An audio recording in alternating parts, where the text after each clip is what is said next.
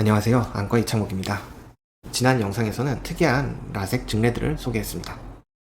잠복 원추각막 혹은 현성 원추각막을 가진 환자들을 대상으로 라섹 수술을 시행을 하였는데 결과가 좋았던 경우도 있었고요. 결과가 좋지 않았던 경우도 모두 있었습니다.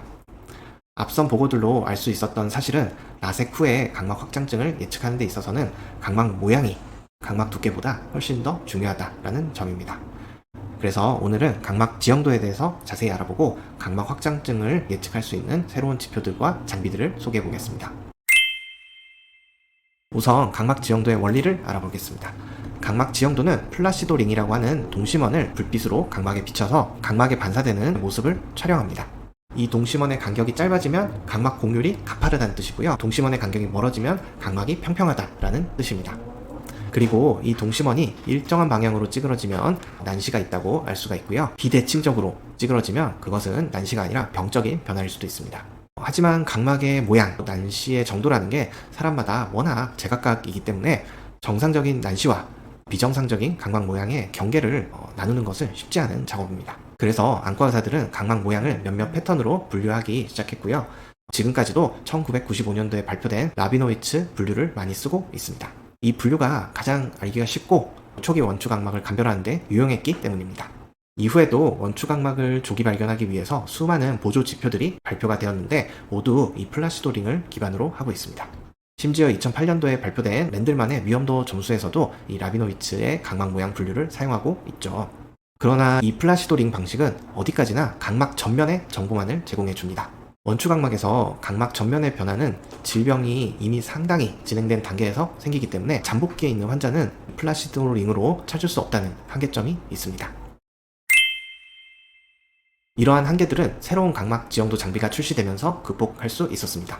각막의 단면을 촬영해서 각막 두께와 후면 정보까지 함께 제공하는 장비가 등장을 한 것인데요. 대표적인 모델이 펜타캠입니다. 펜타캠은 샤인플러그 카메라로 각막의 단면을 촬영합니다. 샤인플러그는 그냥 사람 이름이고요. 원리를 간단히 설명하면 카메라의 렌즈를 센서로부터 기울여서 초점이 맞는 초점면을 함께 기울인 것입니다. 이런 디자인의 카메라를 이용하면 각막 전면과 후면에 동시에 초점을 맞춰서 단층을 촬영할 수가 있고요.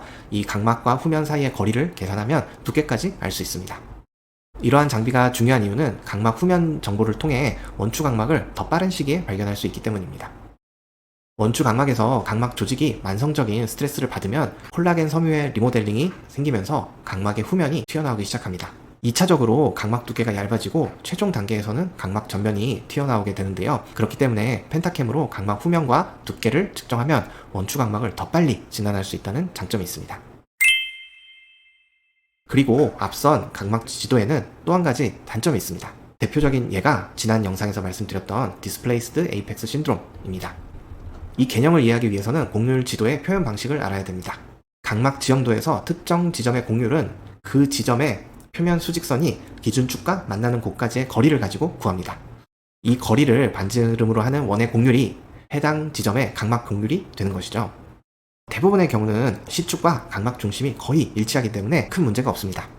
하지만 간혹 시축과 각막의 중심이 어긋나 있는 눈이 있습니다. 이런 경우에는 실제 각막 곡률이 변하지 않았는데도 곡률 계산의 기준점이 되는 축 거리가 달라지면서 시축과 가까운 쪽은 실제 각막보다 훨씬 더 가파르게 표시가 되고 반대쪽은 평평하게 표시가 됩니다. 각막 자체는 아무런 변화가 없는데 각막 지형도에서는 원추각막처럼 보이게 되는 것이죠. 이런 경우를 디스플레이스드 에이펙스 신드롬이라고 하고요. 각막 정점의 위치가 어긋났을 뿐이다.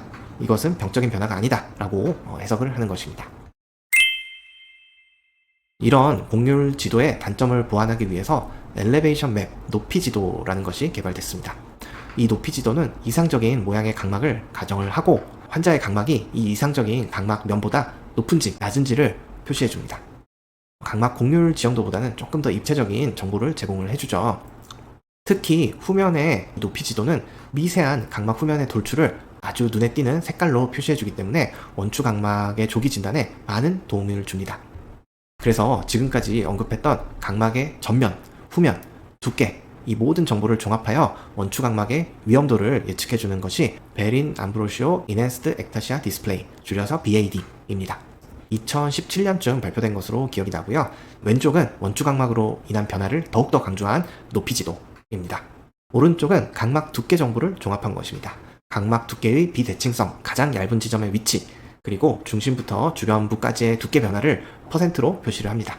이 정보들을 최종적으로 종합해서 마지막에 점수로 알려주고요. 1.6점이 넘으면 노란색, 3점이 넘으면 빨간색으로 경고를 해줍니다.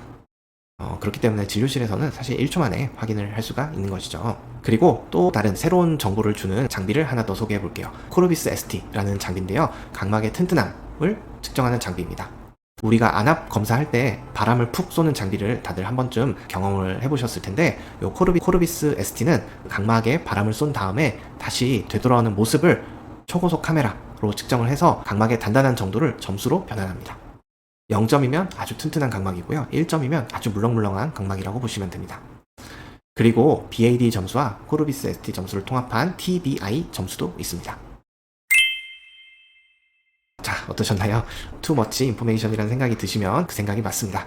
사실 저도 제 눈이 아니었으면 이렇게까지 고민을 하진 않았을 것 같아요. 제 눈에 대해서 다시 정리를 하자면, 제 눈은 각막 두께가 얇고 모양이 잠복 원추 각막에 해당하는 상태였습니다.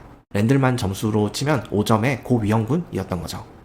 하지만 각막 전면과 후면 높이 지도가 모두 괜찮았고요.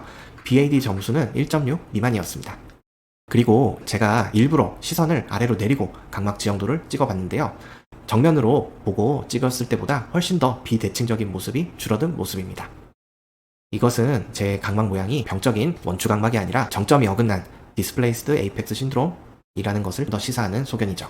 그리고 저는 이 각막 모양의 이상을 20대 후반 정도에 발견했어요. 그리고 40대까지 최소 11년, 12년 동안 각막 모양의 변화가 없는 것을 확인을 했습니다. 그리고 여러 전문가들이 제시한 안전 기준에 부합한다는 것을 다시 한번 확인을 하고요. 라섹 수술을 잘 받았습니다. 지금 라섹 수술을 받은 지 1년 정도 지났고요. 결과적으로는 안경 없이 아주 쾌적하게 잘 지내고 있습니다. 지금까지 저의 라섹 후기였고요. 너무 어려운 얘기 끝까지 들어주셔서 감사합니다.